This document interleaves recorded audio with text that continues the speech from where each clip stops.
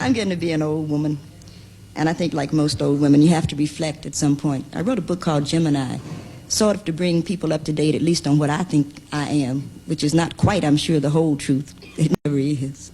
No reason I should be any different. I got my fantasies. So I wanted to read a part of the essay Gemini from the book Gemini, trying to deal with us.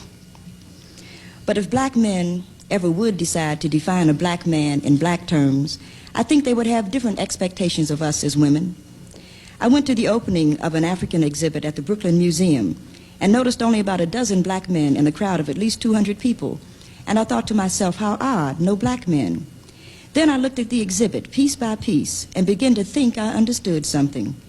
There was a beautiful door from the Congo, and looking at that door, I saw a man, a woman, several children in the yard, and this white man saying, "Your door is an excellent example of the Kashana people's art, and I must take it back to Amsterdam."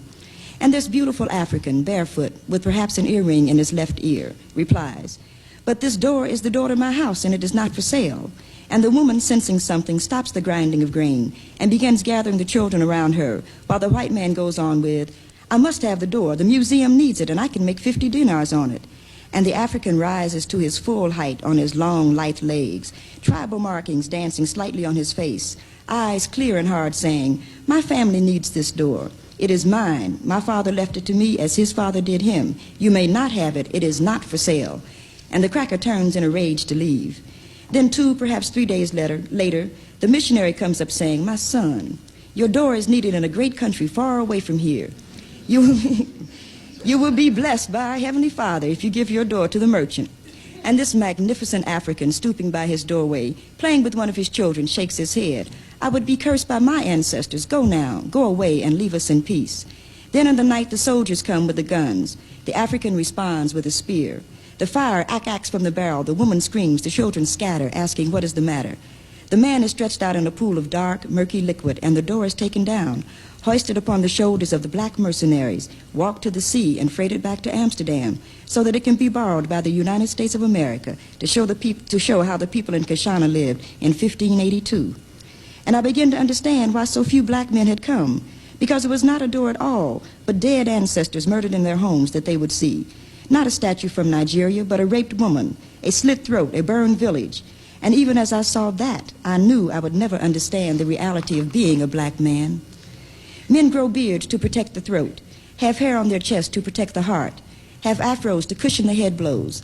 And these things become aesthetically acceptable, if not preferable, but they always have their groundings in survival. My man and I can walk down the street together, and if some guy says something out of the way to me, it's an insult. To him, it could be his life. I can walk away from words and gestures and still be a woman. He cannot and still be a man. So little of a black man's existence relies on his acts. His women, mothers, sisters, lovers control his life, and generally so irresponsibly that it can be frightening. And sometimes black women aren't very nice for a lot of reasons.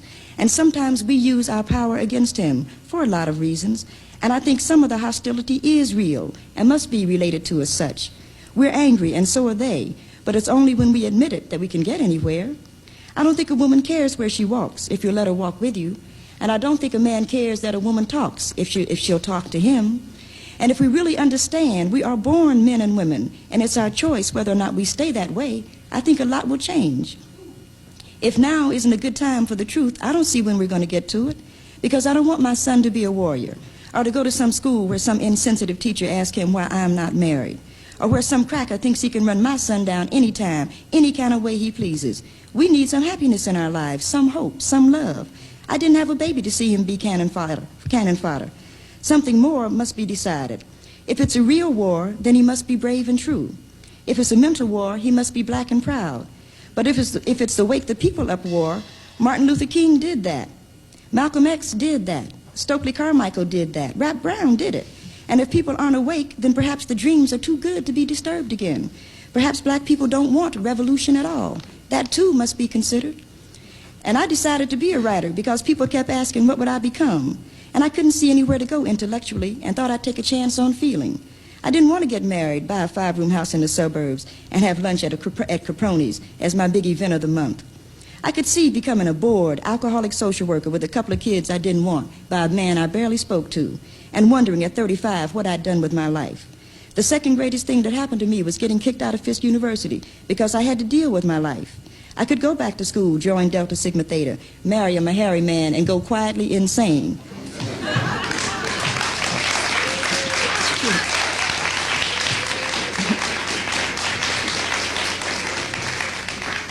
Or I could go on to live.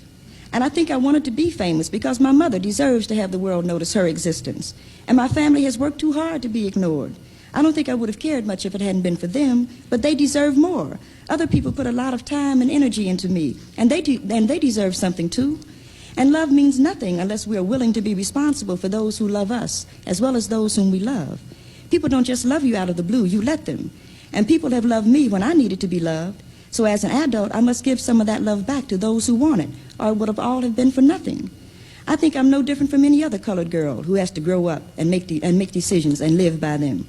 I think we are all capable of tremendous beauty once we decide we are beautiful, or of giving a lot of love once we understand love is possible, and of making the world over in that image if we choose to. I really like to think a black, beautiful, loving world is possible. I really do, I think.